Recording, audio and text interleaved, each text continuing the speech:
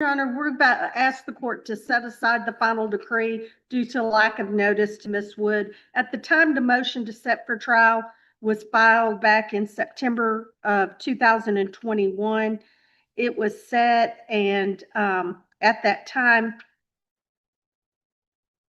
the notice was sent to Jennifer No as attorney for Ms. Wood. Ms. No filed a motion to withdraw, which was not heard before the motion to set was heard. The motion to set was set on January the 3rd of 2022. The docket for the court shows that it was a no-show, that nobody showed up on that day. Then, in 1 year later, in March of 2023, there is an order to set this for a final hearing.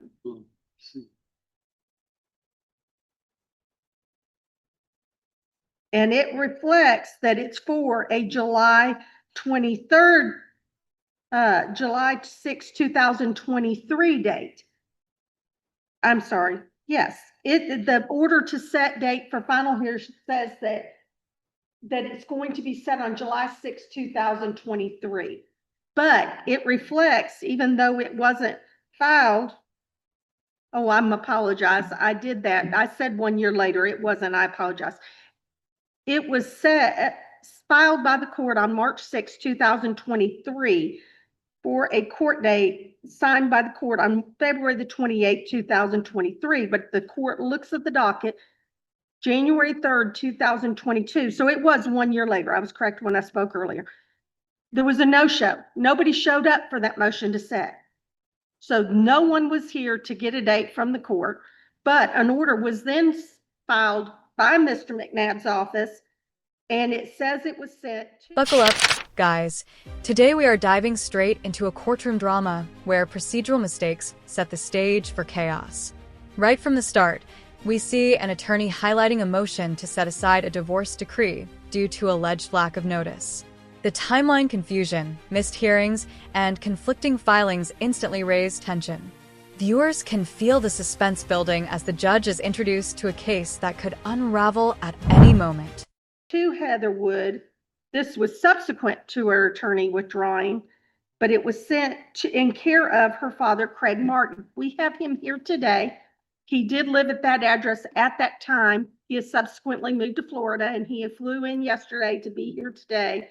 But he will state that he did not ever receive anything at that address for Miss Wood concerning this divorce. They also, in the final decree of divorce, state they mailed it to that address. Again, Miss Wood would testify, and her father will testify, that it was never received at that address.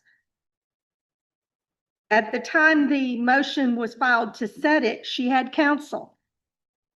Counsel obviously did not appear on that date either, so I can only assume that counsel did not get the motion. Counsel subsequently withdrew. Then subsequent to her withdrawal, there was the order entered 1 year after it was filed, or supposedly heard by the court, setting it for a final hearing, and Miss Wood was not given notice. So we're asking the court to grant our motion to set aside. I would further state my client will testify that during this time, yes, she knew that a divorce was pending, but that her and her husband were having meals together. She was seeing her child on a regular basis, that everything was going along. She did not know that the husband was pursuing this divorce or that anything was going on, and she was not represented by counsel. So based on the sole fact that an order was entered setting this case when no one appeared in court on the day of the motion, we're asking the court set aside that final decree. Don't leave yet. Sorry, Your Honor. If I understand correctly, there was a motion to withdraw. Here, the court's lens sharpens, and the judge begins dissecting the timeline. Every motion, withdrawal, and missed appearance is questioned, revealing the fragility of the legal process. The attorney argues Heather never received notice, while the court examines her awareness. This is where we start seeing the tug-of-war between legal procedure and human error, with suspense mounting over how the judge will react. The withdrawal was granted. Yes, sir. And the order was entered on March 31st. Then no activity occurred until March the 6th of 2023. And on that day, it was an order, simply an order to set the final hearing. And that was entered by me on the 28th day of February. It was not filed until March the 6th. And there was no motion to set the case for trial according to the court file. It just appeared that it appeared on an order was entered, but there was no motion to set the case for trial, and an order was just submitted, and it was signed off on me, and I don't know whether it was signed off on the 28th day of February. There is no hearing shown in the court records of a hearing on February 28th, so apparently it may have just been an order to set the case for trial submitted to the clerk without anything else. Correct, Your Honor. All right. And then it was set for a hearing, and that was sent to Heather Michelle. According to this, there was a copy sent to Heather Michelle Woods, care of Craig Martin, on at the address shown on Shahan Road in Ashland City. Now we hear from Heather's father, a key witness. His testimony adds uncertainty. Did she actually get her legal documents? His recollection is imperfect, and the suspense escalates as viewers realize the entire case could hinge on a few pieces of mail. This clip paints a picture of how small oversights can snowball into major courtroom confrontations, keeping the audience glued. 24. And up until that time, she'll testify that she was having dinner with her husband occasionally. She was visiting with her child, that they were just going on with their daily lives, and she did not know that he was pursuing this divorce. All right. Thank you. McNabb, you want to respond to any of that? Judge,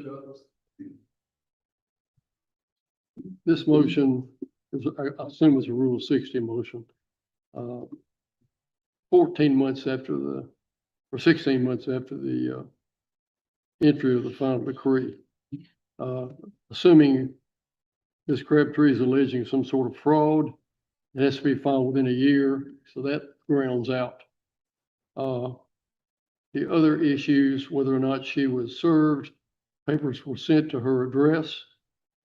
Testimony from the son's going to reveal that they talked about this. She knew the divorce was over. The husband's going to testify that she knew the divorce was pending. She had from March of 28th,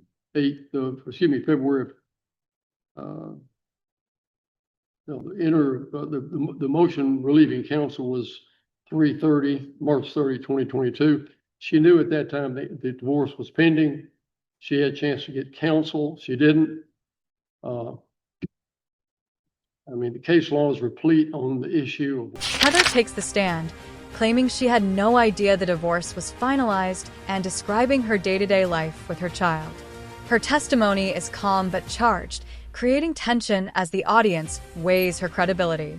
We get a human perspective amidst the procedural chaos, and the suspense centers on whether the court will believe her account of being unaware while continuing her routines normally. 28th of September to... Yeah, there was a motion to set the trial in September of 2021, but the order went down 2 years later, or a year and a half at the latest. So, Judge, assuming that's true, I don't know. I don't know what happened. I looked at the docket. Again, one would assume that I'm trying to commit some sort of fraud. I'm not accusing you of fraud, Mr. McNabb. What I'm saying is that normally there's a motion to set a case for trial, and that way both parties are notified that it's going to be presented to the court to assign a trial date. Then both parties can be present if they choose to. In this case, the motion to set was filed in September of 2021, and it was no show. There was no one showed up for it. Then a year and a half at least later, in March of 2023, a simple order to set the date for a final hearing was submitted, apparently mailed in, and it was put into the file that I have to sign orders. And so an order was signed setting it for a trial, but there was never a hearing on the motion to set the case for trial. And that concerns me. It's not I'm not saying you did anything fraudulent. I'm just simply saying there should have been a motion to set filed in March of 2020. The pace quickens as cross-examination exposes conflicting dates and events. Heather struggles to reconcile her knowledge of attorney withdrawals, filings, and final hearings. The judge probes inconsistencies, and the tension skyrockets because each question highlights gaps in memory, awareness, and procedure.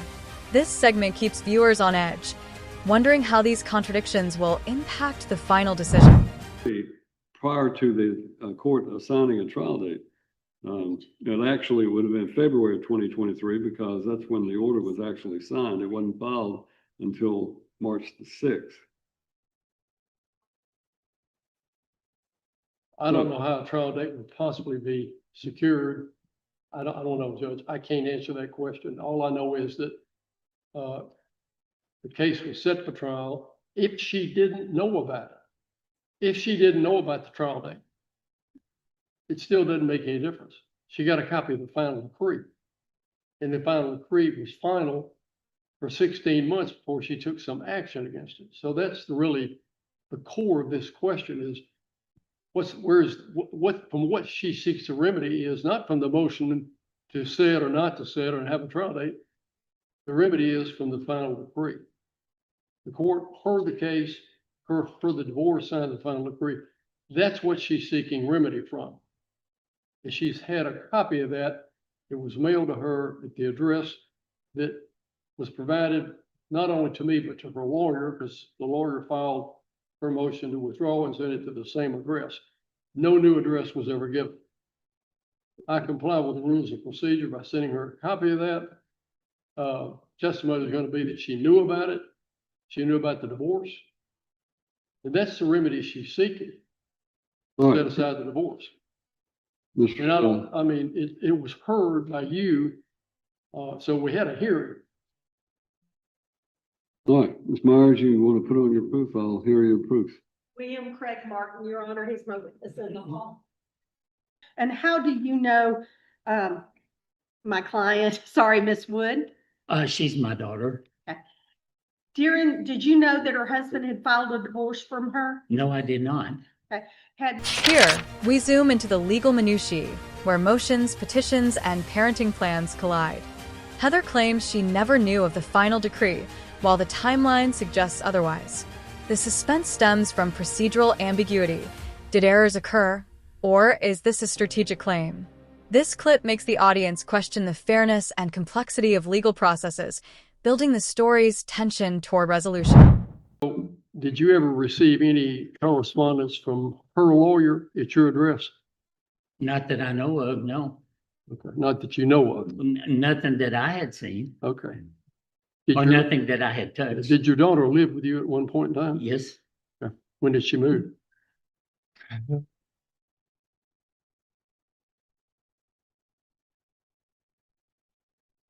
I'm not sure when. I'm sorry? I'm not sure when she moved. Okay. She ever received mail at your address?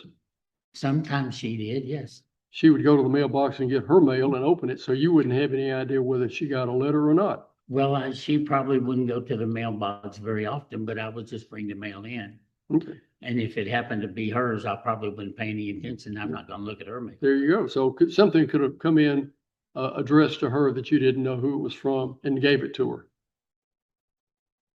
I guess possibly. All right. Okay. So you can't state under oath that she didn't receive any notification of a divorce hearing because you never did open any of her mail. I did not. Thank you. Just to be clear, Mr. Wood. I'm sorry. Just to be clear, Mr. Barton. The ex-husband's testimony hits hard. He contradicts Heather's account, asserting she maintained contact with their child and was aware of proceedings. This clash of narratives creates a courtroom showdown, giving viewers insight into the personal stakes behind legal battles. The suspense peaks as audiences weigh each account, setting up the inevitable question: whose version will the court accept? 55 Shahan Road, Ashland City, Tennessee, 37015. And when did you relocate from that? When did you move? I moved February 22nd of 2025. All right. So in 2022 and 2023, you were living at that 1365. Yes, sir, I was. And if her prior attorney, Ms. Jennifer No, had filed a motion to withdraw, and she shows that she sent that to your daughter at 1365 Shahine Road, Ashland City, Tennessee, 371015, that would have been where she was living at that time. That would have been back in Yes. February of 2022. I'm sorry, February 22nd of 2021. Was she living with you then? I don't remember. I can't say that with it being 2025. How was your mail received at that address? You have a mailbox? Yeah, Okay. Out by the road or on your it's house? out, yes, it's out by the road. Did your but- daughter ever receive the mail and go check the Very mail? seldom. Most of the time, my grandson usually went to the mailbox and got my mail. All right. All right, thank you. Now you can sit down.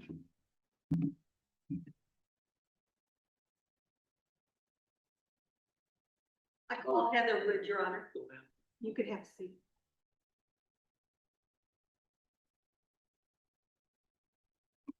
In the final segment, testimony wraps with clarifications about living arrangements and visits, tying loose ends. Every minor detail now matters, as the judge is left to decide based on conflicting accounts. This conclusion leaves the audience on edge, while providing closure on the procedural points. Don't forget, if you enjoyed this deep dive, like the video, subscribe to the channel, and we'll see you in the next video.